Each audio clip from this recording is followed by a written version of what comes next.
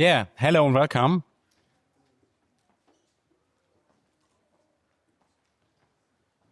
Yes, from Germany with love. I'm Lennart Potthoff. I'm a test manager and product owner from the Provinzial Insurance Group in Germany. And I would like to introduce you to the tool I've developed, Perfbot. It enables an integrated performance analysis of robot tests. By way of introduction, I would like to explain the initial situation based on my motivation. Why do I want to deal with the topic of performance at all? Let's take a look at a software test survey. Scientists asked, among other things, different testers in Germany in 2024 how effective they will rate their performance or their tests. And on the one hand, they asked how effective they will rate their functional tests, and on the other part, how effective they will rate their performance tests. 83% of the testers say, yes, I trust my functional tests. I'm sure that we will find almost every bug. But performance is a different story. Only 36% of the testers believe that they have sufficiently effective performance tests. So what does the picture look like in our company? Provinzial Insurance Group is the 10th largest insurance group in Germany and part of the public financial group Sparkasse. Of course, yes, we have functional tests. We have manual and automated tests and have greatly increased our automation rate in the recent years, of course, with the robot framework. Here we use libraries such as browser library, and API testing, document comparison, and all the results of this come together. Of the higher test levels come together in the test management tool X-Ray for Jira. On the other hand, we also have a room for improvement when it comes to the quality aspect of performance. Let's take a closer look at this. Of course, we have performance tests. But these are often event-driven performance tests. So, for example, if there are functional changes that could be performed relevant, then this should be tested. We also have various performance monitoring tools for the various technologies, but they are focusing more on the production environment than on the test environments.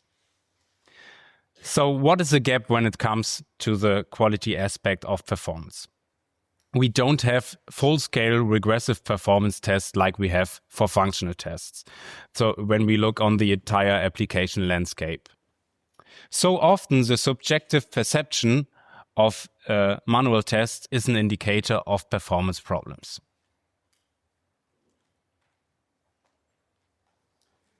As just shown, there's a great need to better cover the quality characteristic of performance, on the one hand in the industry as a whole, on the other hand specifically in our company. So the conclusion is to early identify performance regression. And the idea is, if we have robot tests, if we have a large number of UI tests that are automated, the following question is raised. Is it possible to use existing UI tests to determine performance regression of system under test or your test code? Before I want to get deeper into that, I want to mention some related work, some related approaches and solutions. I've divided this in 4 topics: tools, prediction of performance regression, keyword-driven testing, and performance testing. First, let's talk about tools. Of course, there are dedicated load and performance test tools like JMeter, Gatling, K6, and many others. These mostly work more on a network level. But there's also RSwarm in the ecosystem of the robot framework, which you can use to run your robot tests in parallel to generate load. I also want to mention Robot Metrics. That's an alternative dashboard to the report HTML. In one tab of the dashboard, there are also statistics for the runtimes of the keywords. The second part is the prediction of performance regression. There are some approaches in science like Perfbot and Price that are using machine learning to answer the optimization problem. Have new performance regression occurred within a new commit? To do this, they have to use training data for running the tests of the past commits. So what is this approach? This approach focusing on existing functional black box tests to analyze the performance. Unlike the prediction models, it should even give you feedback with a little amount of historical data. It should be integrated directly in the family unknown report files and log files of Robot Framework. It's designed as an early warning system or decision support. It's never a replacement for dedicated performance test tools. So what is the main idea if we talk about Perfbot? For example, we have a given test case called valid login. And of course, we know the output XML. We know about the execution time. So we can put that on a scale and symbolize the test run that just completed a few minutes ago with this orange dot. But maybe we know all the other test runs as well and know about their execution times. So we can also fill this here in with a scatter plot.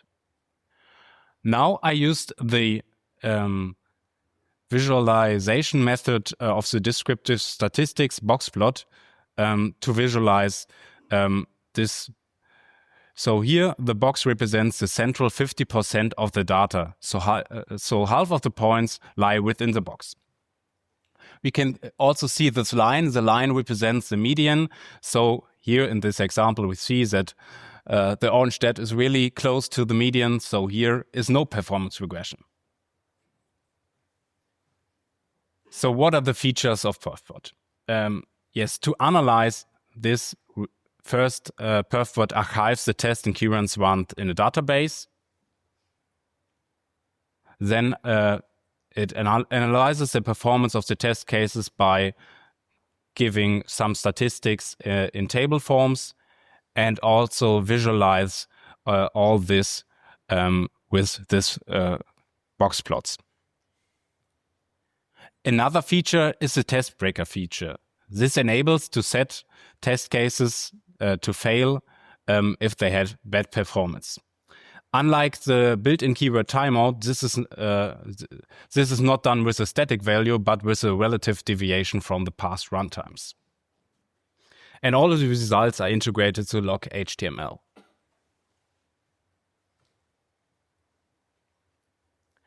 How is this technical done? How is it implemented? I want to explain this by a typical test execution.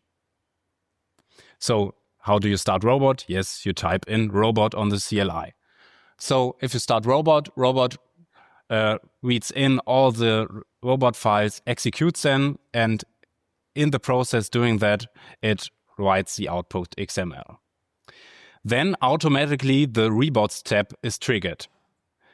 This iterates over the output XML and, as the name suggests, generates the report and log HTML files. And this is the part where Perfbot comes in. So it runs inside the rebots tab, inside the result model, so it has no impact on the runtime of a robot. Perfbot has no impact on the runtime of the test itself. How you can do this, we have seen it in another talk before. It uses robots RP result visitor and the pre-rebot modifier to do this.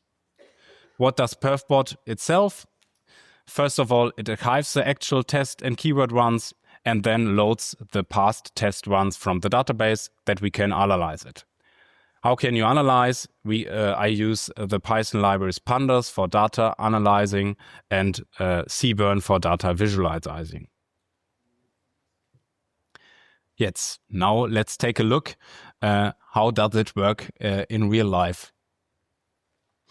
So maybe you know this example. This is a login page from, maybe you know it from other robot tutorials.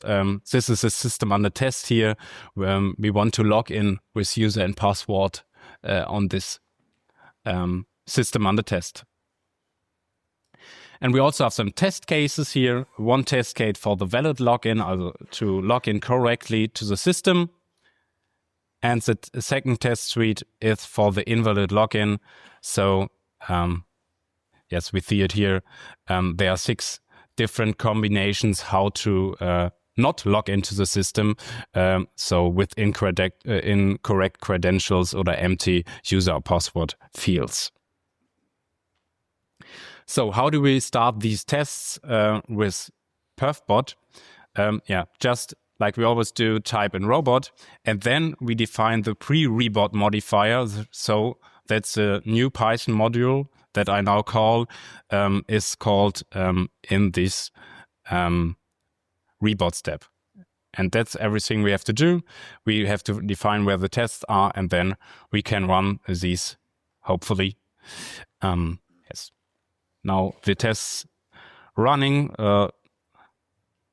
there's no impact in this part, and now the report is generated with the rebot step, and then yes, we can see here that 7 tests are passed. So now take a look to the log HTML. If we open the log HTML in the browser, then it looks like we know. So let's look inside of one test suite, and then we see here this performance analysis. And then we see every box plot. Here, for example, we see the orange dot is laying inside the box, so here's no performance regression.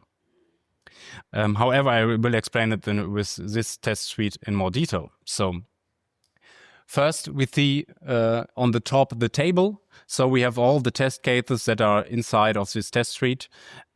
We know about the elapsed time from this actual test run. Then we see the average, the min and the max values of the past test runs. We also know how much test runs do we analyze here. Here are 14 test runs analyzed. And we also have the deviation from the average. And also above the graphical representation of these values. For example, for the first test case, we see that this orange dot is laying inside the box. So, but we want to find performance regression. So how to make performance regression? Yes, the easiest way to do is to insert a sleep in the test cases or in the system under test. So just type in here sleep for 5 seconds, and hopefully we find a performance bug in the next step.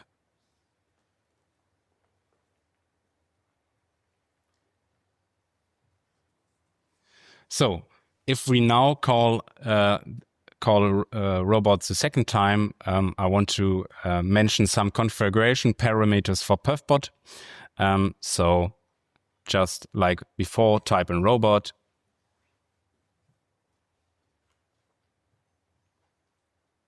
And then always a pre-rebot modifier. And then we call Perfbot with some configuration patterns. The first is that I defined the database paths. It uses SQLite databases, and I can use different databases if I want to.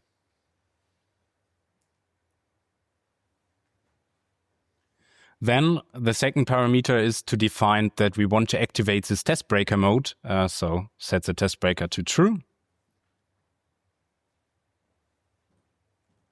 And the next step is that we can define the threshold of the deviation. Here I defined that if the test case is 50% slower than the average pass runs, then this should break our tests. And I don't want to write these to my database, so I can set it to read only. Yes, now I start the test the second time.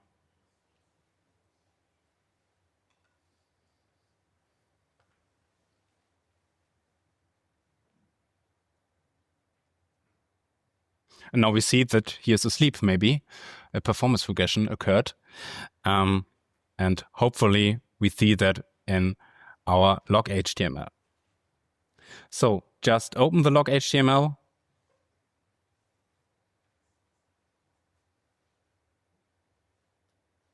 And then we see one test case is failed, and it is always this valid login test case.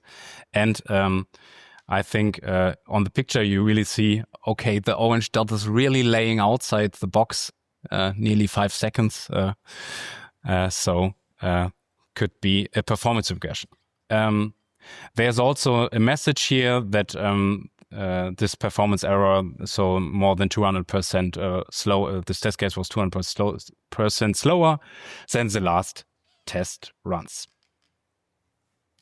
So that's the main idea of Perfbot. What is missing? What are feature requests of my colleagues? We didn't see a performance analysis of keywords. So they are stored in the database, but they are not evaluated yet. So that is an open feature. Also, some more statistical key figures are interesting, quantities, variances, and others. And also other ideas of visualization types of this analysis. A big topic, not for Perfbot, for performance testing at all, how to deal with performance flakiness for if the tests are really fluctuate. That's really difficult to do. The easiest way we use it is to generate lab conditions, that it's always the same machine, that are not other processes running. So that's the simple idea, the simplest way, but that's the topic in performance testing.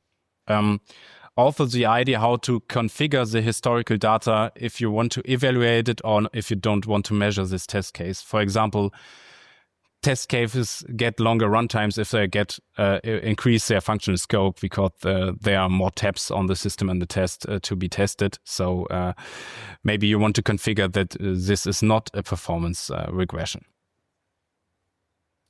Yeah, I did some prototyping by forking the robot metrics dashboard, this alternative HTML dashboard, to deal with some of these feature requests. And here are some screenshots. For example, there are also the keywords evaluated. And another thing is put this on this timeline visualization. So maybe it's interesting, when did always my test case has performance regression? Maybe it's every time at the end of the month where batch ones are running on the system and you want to detect that. So this is the idea of this timeline visualization. So what is the conclusion of Perfbot? What does Perfbot do? So it helps you to identify performance regression in the test scripts and in the system under test. All the results are integrated to the robot log files. So it can increase the performance awareness within our Provincial insurance group. What does this tool not do? It's not a replacement for dedicated load and performance testing tools. There also we have seen pending improvements. How to deal with this performance flakiness is a big topic. I've also some key takeaways beyond the actual tool itself. Be aware of non-functional quality aspects. Performance regression exists. Good software only works if you fulfill not only the functional requirements, also the non-functional requirements. I want to mention that and take awareness of that. The other thing is the data is already there. You just need to analyze and visualize it. I'm a great friend of graphical representations because you can learn new gains and new insights from it. And last but not least, make use of Robot's API. It's awesome. The extensibility is Robot is great. The API allows easy access to iterate over the test before, during, and after test execution. Yes, and last but not least, if Robot says, yes, we are open source, you can find this tool on GitHub too. Thank you for watching. Thank you, Lennart. Questions? There's one. Thank you for your clear talk. My question is, how do you handle tests that fail? Imagine you have a browser test like you show here, and the locator has changed. Then obviously it's going to wait for 10 seconds extra, which might cause it to, well, go over the error and then ruin your statistics because it's a broken test. Do you have a way to handle that? Broken tests are not evaluated. Okay, well, that's a clear solution. Yeah, thanks. Next question. But they were first after one MVP. So, yeah, I have this issue. René. Hi, Lennart. Thank you for the talk. One question regarding your choice of using a pre-rebot modifier. Was it so that you didn't pick the listener interface due to performance influences, or due to the fact that you couldn't change the test status until recently with the listener? Or have you considered the listener interface anyway? I think I've tried it before with the listener, yes, but that But was it was a year ago, right? Yeah, When you started, yeah, okay. And then I changed to the visitor because of the performance, because their first MVP has no good performance. Now it's really better. Yes. But there's also some limits I found. So in the running model, you can, for example, in the result model, you can't access the output dir where I want to put my generated files, my generated JPEGs. So there are some differences in this model. So yeah, it's really interesting. Yeah, in the recent version, you could actually change the test status in end test, and then it's written away. So that's maybe we could talk about that. Thank you. Thank you. Questions? There's one up there. Yeah. Hello, thank you for the talk. I just wanted to bring up the opposite way to do that. What you can also do is you can restrict the resource which you think is possible, or one of the resources that possibly influence your performance, and look for the breaking point and the breaking behavior. The upside of that is that you basically build up a dictionary what to look up if something breaks in production, how that would look like to look to which resource may be squeezed at the moment. Yeah, now it's running with every test. So not running with less tests, but when you take the system and you reserve a lot of the memory it's using, then you simulate that to high load, the performance gets reduced to memory usage. And the error message that shows up, if you see that in production, you have an indicator that you may be in a memory restriction situation. That's very helpful. Okay, yes. All right. There's one question here. Yeah, here on the right side. Thank you for the great talk. How to deal with slightly decreasing performance? Is it possible to detect it using your tool? You told about the test breaker, and that could break or fail the test when performance decreases suddenly. But then still it could happen that it slightly decreases. And let's say in a couple of months, decreases more and more. Can you handle that? No, the test breaker can't handle that because the average is the simplest way to analyze. But there are the box plots, because you can see also the scatter plot. Then you can see that there's a bit range of your data. So maybe you have to get deeper inside of the data. So that's the main idea of the graphical representation. If they have the bit spread, get deeper into it. So what's your point of kind of seeing trends? Yeah, so something is getting slower, and you can get that from that graphical or visual representation. Money. Also, one more question. I find your approach with the pre-rebot modifier very interesting. So I was wondering, I can just then take my old test results from previous runs, feed them into the database, and then start using Perfbot right away. Is that correct? That's right, because you can use it with a rebot and not with a robot CLI command. So you don't have to run your tests. You just write a script, and for each output XML, you just have one rebot call. Yes. Okay, great. Thank you. More questions? All right. Thank you, Leonard. Thank you. Welcome to the team. Excellent talk.